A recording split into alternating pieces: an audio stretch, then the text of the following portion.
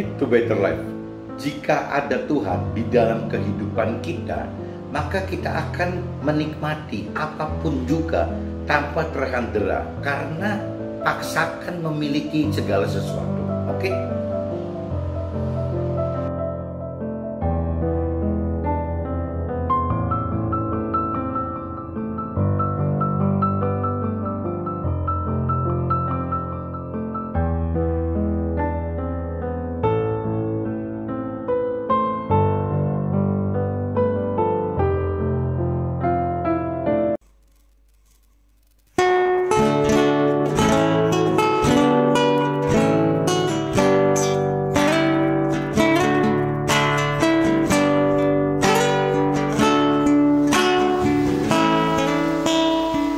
Jalanmu tak terselami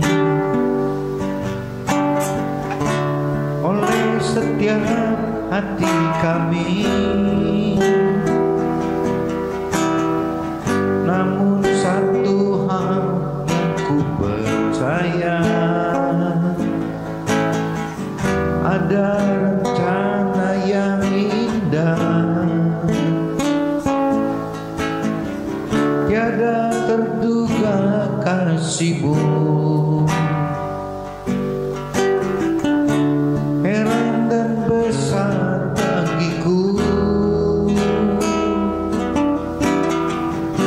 arti kehadiran-Mu selalu nyata di dalam hidupku.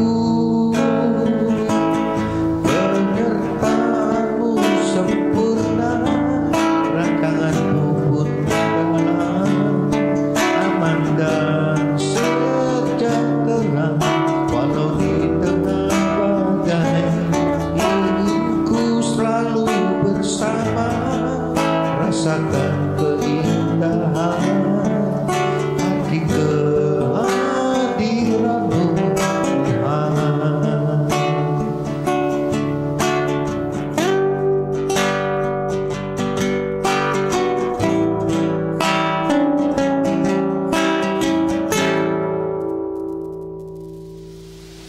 Tiada terduga kasih-Mu,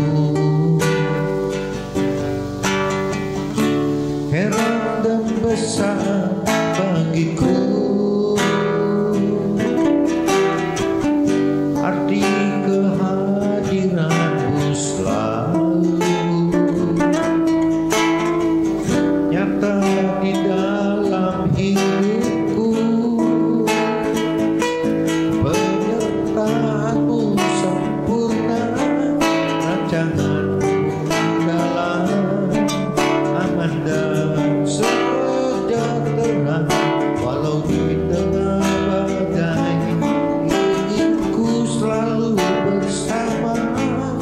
Rasakan keindahan arti kehadiran-Mu, Tuhan. Penyertaan-Mu sempurna, rancangan-Mu pun dalam aman dan sejahtera. Walau di tengah badai, inginku selalu bersama. Rasakan keindahan arti kehadiran-Mu, Tuhan. Arti kehadiran-Mu, Tuhan. Arti kehadiran-Mu, Tuhan.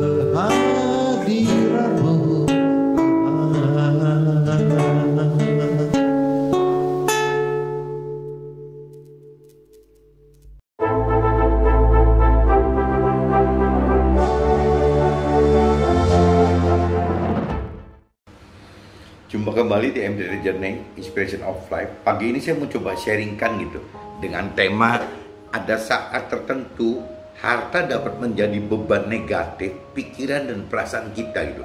Jadi dalam hal-hal tertentu teman-teman, harta itu malah jadi bikin ribet gitu. Apalagi kalau harta itu diawali dengan kelimpahan lebih dari kecukupan, baik itu warisan dari orang tua atau mungkin dari hasil jerih payah kita sendiri, dan kondisi tertentu situasi agak down, agak drop gitu. Akhirnya harta-harta tersebut malah jadi seperti apa? Membelenggu ya, jadi beban buat kehidupan kita. Jadi pikiran kita keganggu, perasaan kita terganggu gitu. Jadi kadang-kadang memang orang hidup susah teman-teman ya. Yang tidak memiliki harta juga pusing mungkin, pikiran perasaan juga, tapi ya teman-teman saya gitu yang memiliki harta ya saya lihat juga ya pikiran dan perasaan juga tuh bagaimana bagaimana mengelola harta-harta itu dengan baik supaya bermanfaat itu kadang-kadang dalam situasi kondisi seperti pandemi COVID seperti ini tidak mudah teman-teman.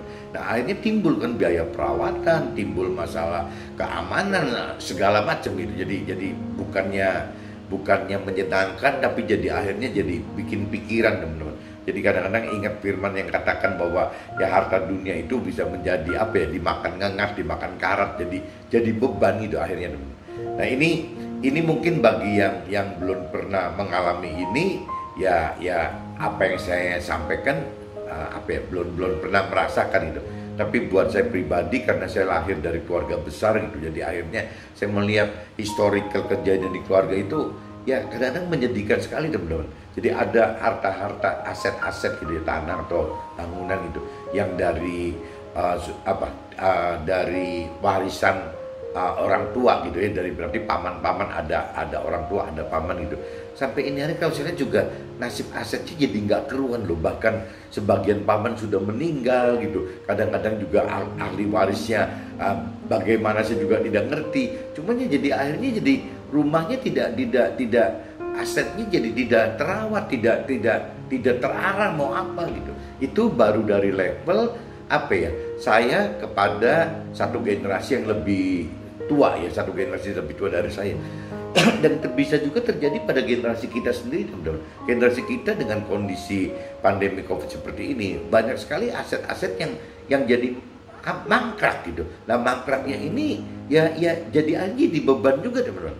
Ya yang waktu awalnya kita berpedoman bagaimana caranya kita punya harta, punya aset dimanfaatkan untuk orang banyak, tapi dalam kondisi seperti ini kan susah teman-teman. Bagaimana kita bisa kelola aset tersebut untuk kepentingan orang banyak, untuk bertahan sendiri juga rasanya secara nasional gitu, secara makro semua pengusaha juga mengalami hal-hal yang kurang enak. Bahkan mungkin di kelas mikro menengah bawah pun juga berasa dengan adanya pandemi seperti ini. Nah ini yang saya rasakan bahwa harta itu ternyata bisa membebani teman-teman. Itu dari sisi dunia loh, dari sisi dunia, dari sisi jiwa, pikiran perasaan kita aja membebani. Nah kalau kita masuk ke dalam firman, ya memang apa ya, kalau bicara harta dunia itu ya justru bisa jadi batu sandungan, bisa jadi keterikatan kita gitu dalam hal lebih berani melakukan firman Tuhan gitu. Karena prinsip-prinsip firman Tuhan itu kan meninggalkan dunia teman-teman. Bukan stay tinggal di dunia atau mencari dunia, mendapatkan dunia, keep gitu yang memiliki dunia, bukan itu kan.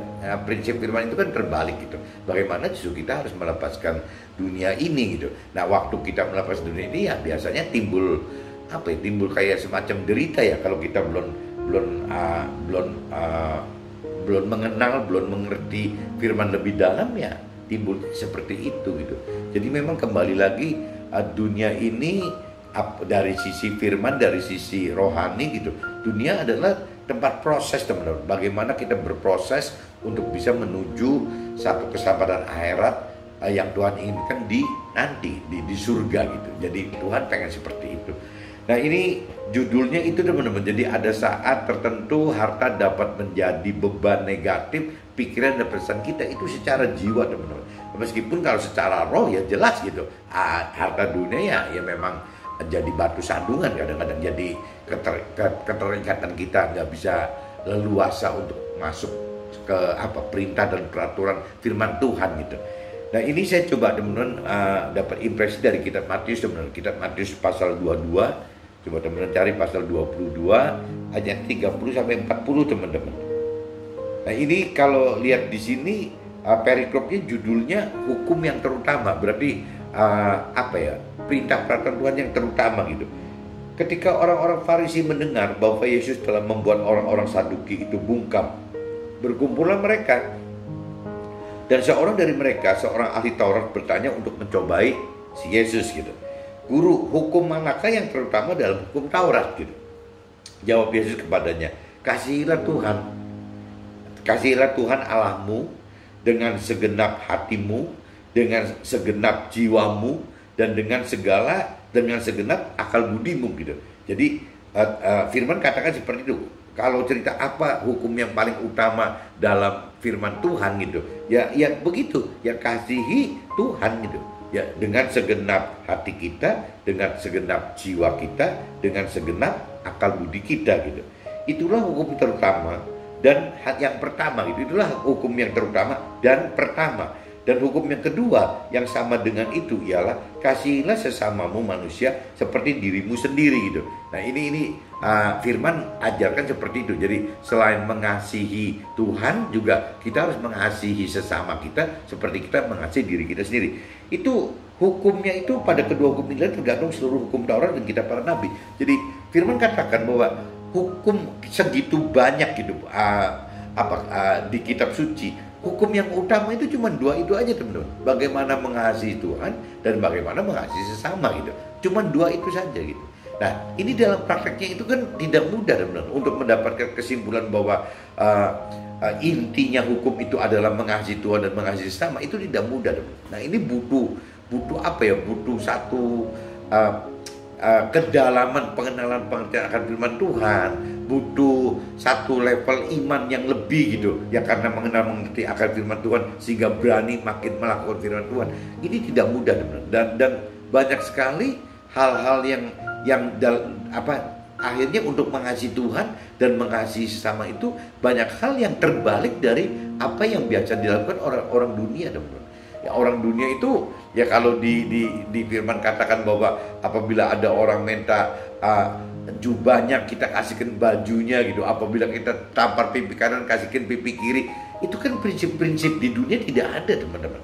Prinsip dunia itu jangankan tampar pipi kanan kasih pipi kiri gitu. Ya pipi kanan ditampar tidak membalas aja udah bagus banget gitu. Dunia itu kan nggak mau. Biasanya kalau tampar pipi kanan, ya saya pipi kanan kamu saya tampar gitu.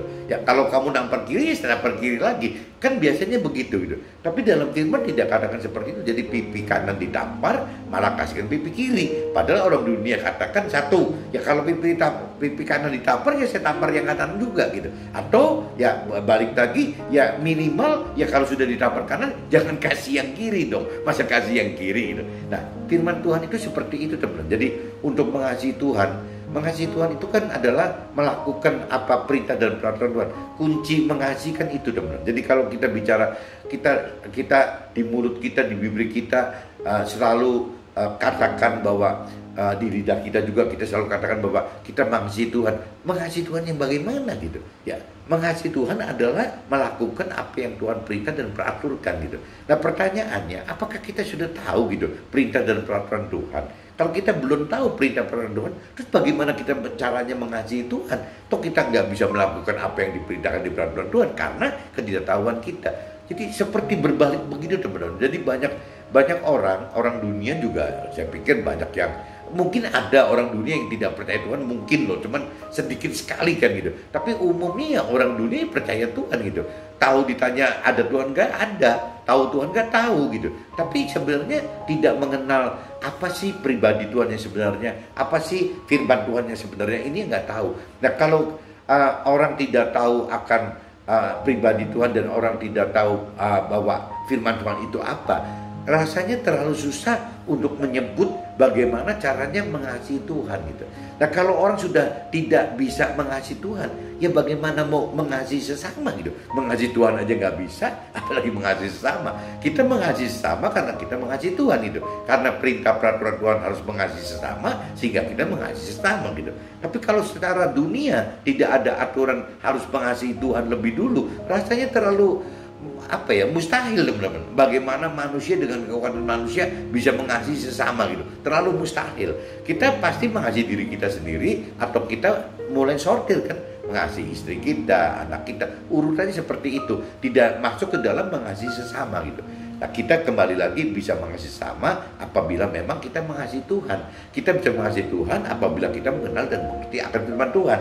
Kita bisa mengasihi Tuhan apabila kita melakukan apa perintah peraturan firman Tuhan tersebut gitu. Nah, ini baru disebut mengasihi Tuhan. Nah, setelah itu baru ada kemungkinan kita masuk ke dalam yang kedua. Kan tadi Tuhan bilang kan mengasihi yang ke Tuhan kan yang pertama, yang keduanya ya baru masuk ke dalam mengasihi sesama. Mengasihi sesama itu kan gak ada batasnya, dan bukan berarti mengasihi sesama itu ukurannya adalah yang masih keluarga kita, kan bukan. Sesama itu kan berarti semua gitu. Bagaimana kita berjuang, berusaha untuk bisa mengasihi semua orang gitu, dalam segala posisi, dalam ya dimanapun juga gitu ya. Ini bukan hal mudah, kembali lagi kalau bukan karena Tuhan rasanya sulit teman-teman. Ini saya sudah baca di kitab Matius 22 teman-teman, di pasal 22 ayatnya 34-40. Nah, kalau buat saya pribadi ini terkait dengan kitab Roma teman-teman. Coba teman-teman lihat kitab Roma pasal 8, kitab Roma pasal 8 ayatnya 31 sampai 37 teman-teman. Nah, ini perikopnya untuk yang kitab Roma pasal 8 ayat 31-37 ini perikopnya judulnya keyakinan iman teman. Nah, ini dibutuhkan keyakinan iman itu. Sebab itu apa yang akan kita katakan tentang semuanya itu? Jika Allah di pihak kita, siapa yang akan melawan kita? Nah, ini coba teman-teman camkan lagi nih. Sebab itu apakah yang akan kita katakan tentang semuanya itu? Ya, jika Allah di pihak kita, siapakah yang akan melawan kita? Kalau sudah ada bicara iman gitu, bahwa ada Tuhan di dalam kita, ya kita takut apa? Nggak ada yang ditakutkan teman. Karena selalu kita akan menang gitu, akan bisa mengatasi masalah-masalah kita gitu. Ia yang tidak menyayangkan anaknya sendiri, tetapi yang menyerahkannya bagi kita semua. Bagaimanakah mungkin ia tidak mengaruniakan segala sesuatu kepada kita bersama-sama dengan dia? Siapa yang akan mengugar orang-orang pilihan Allah? Allah yang membenarkan mereka, siapa yang akan menghukum mereka? Kristus Yesus yang telah mati, bahkan lebih lagi yang telah bangkit, yang juga duduk sebelah kanan Allah, yang malah menjadi pembela bagi kita. Ini bagi orang Nasrani seperti itu teman-teman. Siapakah yang akan memisahkan kita dari kasih Kristus? Penindasan atau kesesakan, atau penganiayaan, atau kelaparan, atau ketelanjangan, atau bahaya, atau pedang gitu. Nah, seperti ada tertulis, oleh karena engkau kami ada dalam bahaya maut sepanjang hari, ya kami telah dianggap sebagai domba-domba sembelihan. Tetapi dalam kesemuanya itu kita lebih daripada orang-orang yang menang oleh Dia yang telah mengasihi kita. Nah, ini kalau teman-teman simak di ayat ayat 35 teman-teman. Teman-teman sadar nggak gitu bahwa apabila kita mengikut firman Tuhan itu ketemunya teman-teman dengan penindasan, ya ketemunya dengan kesesakan, ketemunya dengan penganiayaan, ketemunya dengan kelaparan, dengan ketelanjangan, dengan bahaya, dengan pedang, dengan masalah-masalah gitu. Ini kadang-kadang kalau saya lihat secara awam gitu, waktu saya pribadi mencari Tuhan pun kan untuk menghindarkan ini teman-teman. Bagaimana saya pengen terhindar dari yang namanya penindasan, bagaimana saya terhindar dari kesesakan, bagaimana saya terhindar dari penganiayaan, atau terhindar dari kelaparan, atau ketelanjangan, atau dari bahaya, atau dari pedang. Kan tujuan awal mencari Tuhan saya seperti itu. Dan saya pikir semua orang juga jangan-jangan juga mikir seperti itu gitu. Nah, setelah sekian puluh tahun gitu ya mendalami pengenalan dan pengertian akan firman Tuhan, ini mulai berbalik teman-teman, bahwa apabila kita melakukan firman Tuhan, kita itu disudutkan, diposisikan akan ketemu hal-hal seperti ini teman-teman. Ya, bagaimana kita akan mengalami penindasan di dunia ini, bagaimana kita akan mengalami kesesakan di dunia ini, bagaimana kita akan mengalami penganiayaan di dunia ini, bagaimana kita akan mengalami kelaparan di dunia ini, ketelanjangan di dunia ini, mengalami bahaya di dunia ini, dan bahkan pedang itu, permasalahan di dunia ini. Jadi untuk melakukan firman Tuhan, untuk mentaati apa yang Tuhan perintahkan, kita di dunia akan hadapi ini teman-teman. Ya, karena pola pikir Tuhan ini adalah proses bagaimana supaya kita bisa sukses, bisa selamat masuk ke dalam alam akhirat gitu.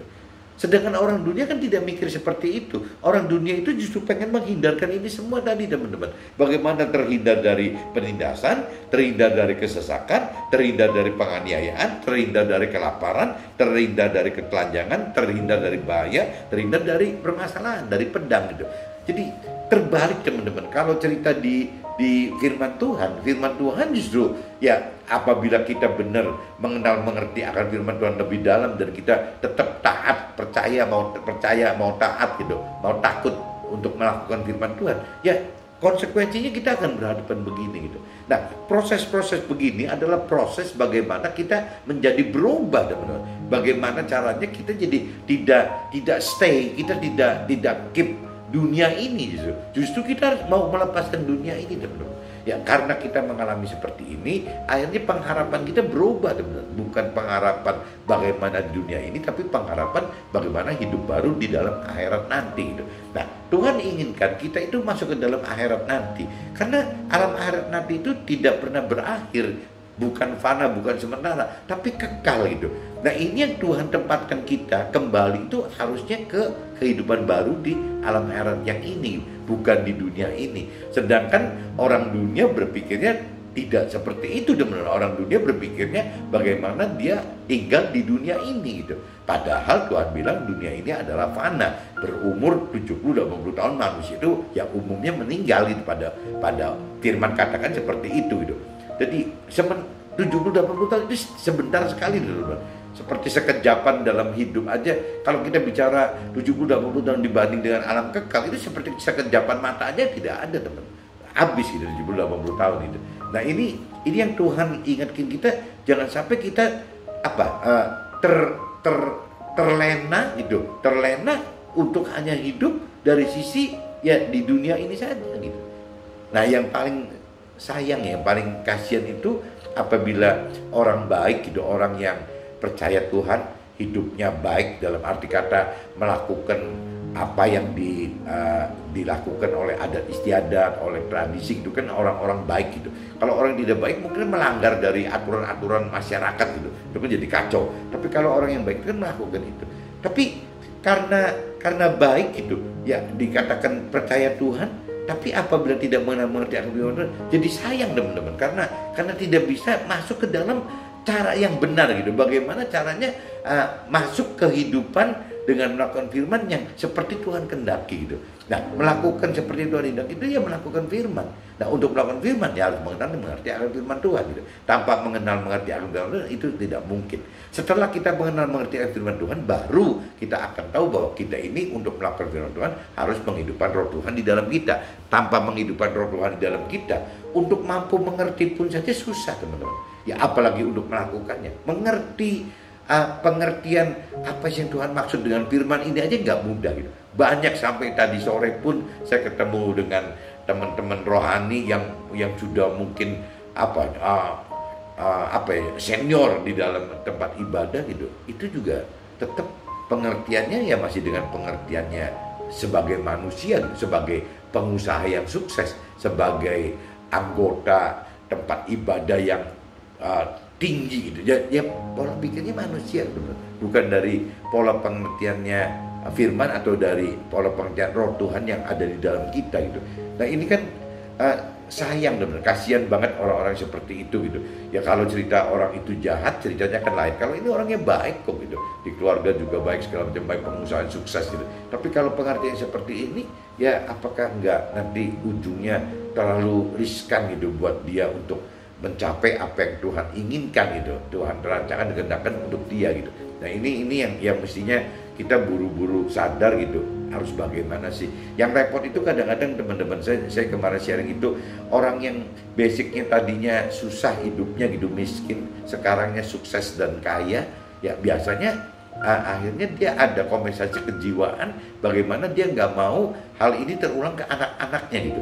Nah waktu si orang tua ini dengan pola pikir begini, ini anak-anaknya akan kejebak lagi nih teman-teman. Bukan bicara mencari Tuhan, malah mencari harta yang dibalaskan orang tuanya. Nah ini jadi dunia itu, kalau buat dunia itu memang bulat teman-teman. Jadi muter-muter akan terjadi seperti itu terus gitu. Nah ini yang mestinya sebagai orang tua kalau lebih bijak, lebih benar gitu, apabila orang tua itu yang sudah di usia lanjut 55 ke atas harusnya berjuang loh, ya berani untuk spare, misalnya kalau 55 ke 70 kan 15 tahun, spare 15 tahun itu ya untuk untuk apa sih mengenal mengerti akan firman Tuhan ini maksudnya apa gitu? Ya demi dia sendiri, demi istri dia, demi keluarga dia gitu. Harusnya demi anak-anak dia. Kalau enggak anak-anaknya kejebak lagi gitu. Ya, jadi kebalik aja, orang tuanya waktu kecil susah, nggak sukses gitu, melarat hidupnya. Sekarang dengan berjuang habis-habisan akhirnya dia sukses dan kaya gitu. Nah, berarti anaknya kan udah dalam posisi kaya. Jangan-jangan anak ini tidak berjuang teman-teman, karena memang sudah menikmati kekayaan orang tua ini. Nah, akhirnya kejebak lagi kan. Nah, kalau kondisi seperti ini mereka jadi 3 generasi terjebak semua teman-teman. Generasi orang tuanya si pengusaha tadi, generasi pengusahanya bahkan memberikan warisan kepada anak-anaknya juga hal yang salah lagi. Jadi nggak habis-habis teman-teman. Jadi satu-satunya ya kita-kita yang sudah lebih dewasa, baik usia memang secara fisik dewasa, secara tubuh dewasa, ya alangkah baiknya juga secara jiwa dan roh juga harus dewasa gitu, sehingga bisa memotong kesalahan dari orang tua kita ke kita dan ke anak kita. Nah, ini yang kita mesti beresin. Kalau enggak 3 generasi kena semua teman-teman. Dari orang tuanya juga jadi nggak pas, nggak di posisi apa yang Tuhan rancang kendaki, di si pengusaha itu juga nggak pas juga karena tidak mengerti akan firman Tuhan, dan sampai ke anaknya gitu. Ya anaknya diwarisin dengan kekayaan duniawi, akhirnya malah anak-anaknya lebih cinta kekayaan duniawi daripada mencari keselamatan akhirat. Ini jadi 3 generasi kan sayang teman-teman. Akan loss gitu, akan hilang gitu. Nah, ini saya sudah kaitkan teman-teman, kitab Matius pasal 22 ayat 34-40 dan kitab Roma pasal 8 ayat 31-37. Nah, ini saya mulai masuk ke dalam sharing saya aja teman-teman, apa yang saya alami gitu. Firman Tuhan katakan, hukum yang utama yang pertama tadi adalah kasih Tuhan, dan yang kedua adalah kasih sesama seperti diri sendiri.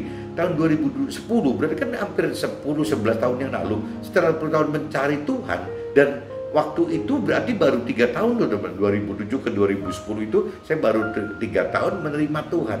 Nah, adalah waktu itu ada satu saat, ada momen gitu, membuktikan apakah ada percaya gitu, apakah taat kepada Tuhan yang perintahkan firman Tuhan gitu. Jadi saya tergerak waktu itu setelah 10 tahun mencari Tuhan atau 3 tahun menerima Tuhan gitu. Ya hati saya tergerak untuk ini momen untuk saya buktikan bahwa bener gak sih saya berani gitu melakukan apa yang Tuhan perintahkan dalam firman-Nya dengan was-was setengah mati gitu. Saat itu terjadi karena adanya kebenaran, terjadi permasalahan keluarga di mana berujung kepada pembagian soal sebagian warisan orang tua gitu. Jadi bukan total warisan tapi sebagian warisan orang tua yang terkait dengan usaha, yang terkait ada dalam usaha, bukan yang dalam pribadi orang tua gitu ya, dari yang ada kaitannya dengan usaha gitu. Dan karena tidak ada kesepakatan, tapi ya terdorong gitu. Jadi waktu saya ketemu dengan pihak keluarga, tidak ketemu kesepakatan, akhirnya terdorong untuk saya untuk belajar lebih beriman kepada Tuhan dan firman-Nya gitu. Jadi saya terdorong, ya sudahlah, maka apa yang ditetapkan oleh pihak keluarga sama sekali jadi saya diterima walau dalam pikiran gitu. Jadi apapun yang diputuskan keluarga waktu itu saya nggak mau ikut campur gitu. Jadi akhirnya apapun juga yang diputuskan keluarga itu ya sudah saya terima saja karena saya percaya Tuhan ada gitu. Intinya saya belajar begitu teman-teman. Dan sebenarnya waktu saya putuskan terserah Tuhan, hati, pikiran, perasaan saya kan berontak teman-teman, karena apa yang diputuskan keluarga itu tidak sesuai dengan apa yang saya rancangkan dan kendaki. Jadi ya tapi tetap balik lagi karena terdorong pengen lebih beriman. Kalau enggak mau siapa yang mau mulai gitu teman-teman. Dalam pemikiran saya seperti itu. Kalau saya saat itu momen itu nggak berani mendorong sendiri untuk bisa melakukan firman Tuhan, saya benar-benar mengandalkan Tuhan gitu. Ya nggak selesai. Jadi akhirnya saya memberanikan diri, ya sudah, saya serahkan meskipun jiwa saya kadang-kadang masih protes, berontak gitu. Hal ini terjadi karena dorongan untuk untuk mencoba gitu, untuk memulai suatu kehidupan nyata dikaitkan dengan firman dan Tuhan katakan hidup secara nyata juga gitu. Jadi kalau saya waktu itu tidak putuskan seperti itu, akhirnya kan Tuhan cuma dibawa oleh saya ke alam imajinasi saya, ke alam fantasi saya, ke alam angan-angan saya gitu, tidak nyata. Jadi karena saya pengen coba bawa Tuhan ke dalam area yang nyata gitu, jadi akhirnya ya saya putuskan, ya sudah, saya seperti itu gitu. Oke, berarti saya libatkan firman Tuhan di dalam kehidupan nyata saya, dan saya start dari mulai urusan bagi waris. Saya nggak pengen apa-apa, saya nggak pengen usul apa-apa. Itu saya mulai masuk ke dalam situ gitu.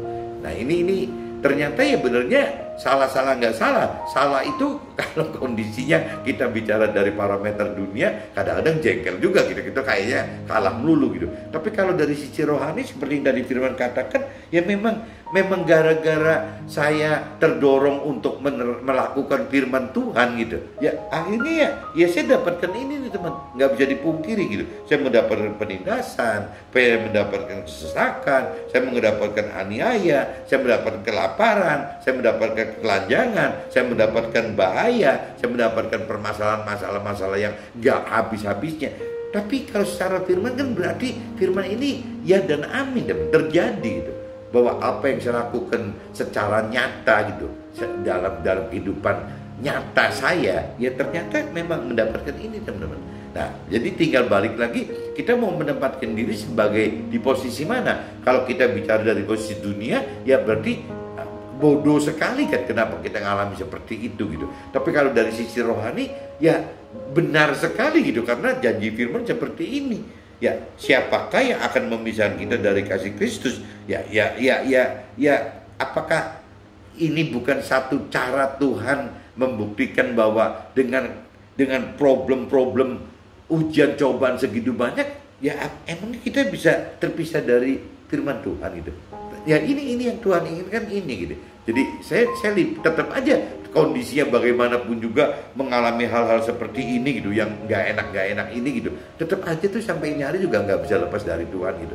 Udah berjalan waktu berarti dari kejadian 2010 sampai sekarang sudah 2021, berarti sudah hampir 20 tahun lebih teman-teman. Tetap saya nggak bisa ninggalin Tuhan kok. Tetap malah lebih masuk ke dalam Tuhan terus, dan ada pengertian-pengertian yang dibukakan Tuhan setiap saat gitu, selalu berubah. Jadi firman itu selalu ternyata hidup dan akan berubah terus gitu.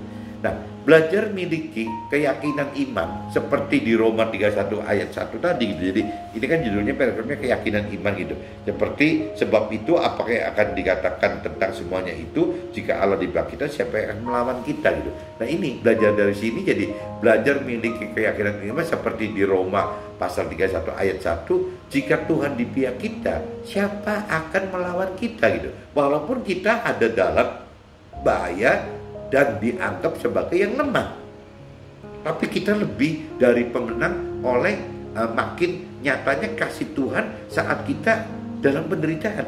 Nah ini kan jadi konyol teman-teman. Jadi bagaimana kita dalam kondisi yang tadi dikatakan tertindas, sesak, mengalami aniaya, kelaparan, ketelanjangan, bahaya dan permasalahan, justru dengan situasi kondisi seperti itu yang namanya Tuhan itu makin nyata teman-teman. Bahwa kasih Tuhan itu makin nyata gitu. Ya mestinya ini nggak mungkin loh kita bisa lalui, tapi bisa dilalui. Ya meskipun ini mestinya kita kebentur loh, tapi nggak kebentur gitu. Nah ini maksudnya, jadi dalam kondisi yang negatif pun, yang tidak enak pun, justru kasih Tuhan itu nyata teman. Nah pola-pola seperti ini teman, saya bisa katakan ini adalah benar gitu, benar menurut versi firman Tuhan. Karena saya melihat dari sisi firman Tuhan, teman-teman, dari sisi firman Tuhan. Tapi kalau dari sisi dunia, ya dianggapnya nggak waras kan. Ya ngalami permasalahan, kok berani ngalami permasalahan hanya untuk membuktikan bahwa Tuhan itu ada loh. Ya bukannya, kalau orang dia kan mikirnya kan bukan begitu. Ya bagaimana caranya menghindari permasalahan itu, ya untuk bisa tidak perlu bawa-bawa Tuhan gitu. Tapi di dalam Tuhan itu ternyata beda. Dari dalam firman Tuhan itu beda teman-teman. Tuhan itu firman Tuhan itu pengennya gitu. Apabila ada permasalahan, yang nyata itu bahwa unsur firman Tuhan, unsur roh Tuhan itu nyata gitu dalam kehidupan kita. Sehingga kita bisa ngakuin bahwa ini masalah selesai karena Tuhan gitu, karena roh Tuhan, karena firman Tuhan, bukan karena kekuatan kita. Lah dunia kan paling anti itu teman-teman. Dunia itu kan tidak menghendaki hal-hal sesuatu yang mengandalkan sesuatu gitu. Ya termasuk mengandalkan Tuhan. Dunia kan tidak mau teman-teman. Dunia itu pengennya kan lebih gagah, lebih jumawa, lebih hebat, merasa hebat. Apabila persoalan itu ditangani oleh diri kita sendiri gitu, mengandalkan diri kita sendiri, atau paling enggak ya mengandalkan kerabat kita, teman kita, keluarga kita gitu, paling enggak seperti itu. Tapi dalam polanya Tuhan kan kebalik gitu, semakin kita mengandalkan diri sendiri, justru Tuhan makin nggak nampak gitu. Jadi kasih Tuhan itu nggak nampak di kita. Mudah-mudahan saya maksud teman-teman bisa nangkep ya. Jadi di dalam Tuhan itu, Tuhan butuh hal-hal negatif itu justru untuk menyatakan kasih Tuhan kepada kita gitu, meskipun orang dunia nggak suka gitu.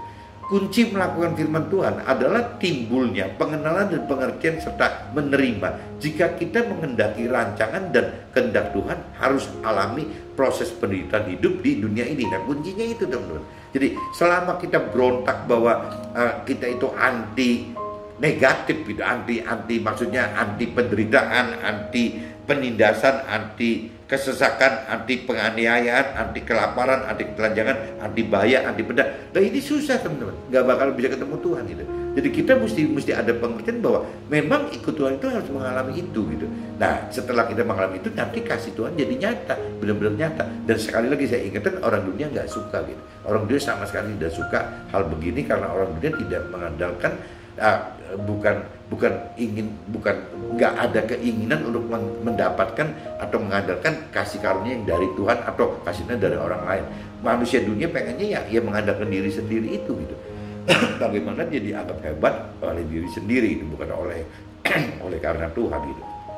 Nah, dari semuanya kita akan lebih memilih dapat menikmati apapun yang ada di dunia tanpa harus paksakan tersandera, karena harus memiliki.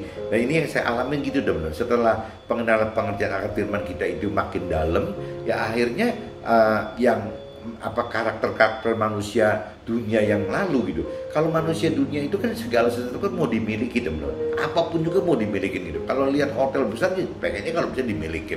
Kalau lihat laut segitu gede ya pengennya dimiliki gitu. Apapun juga pengennya dimiliki gitu. Nah, tapi setelah kita mengerti akan firman Tuhan, kan rasa itu berubah teman-teman. Jadi justru kita malah lebih mencintai itu bisa menikmati gitu. Ya kita lihat laut bagus ya kita mengucap syukur ke Tuhan, memang lautnya bagus, nggak punya rasa pengen dimiliki. Kita ngeliat hotel yang bagus sekali ya kita juga menikmati hotel yang bagus itu gitu, tidak punya perasaan ingin memiliki hotel itu gitu. Kita lihat mobil bagus juga kita happy gitu lihat mobil itu bagus, tapi tidak punya rasa untuk memiliki gitu. Nah ini yang saya pikir justru apabila kita bisa posisikan hidup kita seperti ini, kita ini jadi nggak punya beban apa-apa teman-teman. Jadi kita itu ya bersyukur. Akhirnya kita bisa menikmati segala sesuatu dengan rasa bersyukur. Ya tidak dengan dengan ambisi harus saya pegang loh memiliki ini, bukan itu gitu. Nah ini yang nggak tahu ini mungkin apakah pengenalan pengertian akan firman ini yang akan menuntut kita ke titik ini gitu, sehingga kita ya benar-benar hidup itu bukan dipaksakan harus memiliki sesuatu baru bahagia, tetapi apabila kita bisa menikmati juga ya sudah satu kebahagiaan yang sangat gitu. Nah dengan mudahnya bahagia ini, mudahnya sukacita ini, mudahnya menikmati hal-hal yang positif ini, justru kita jadi akhirnya malah banyak bersyukur ke Tuhan gitu.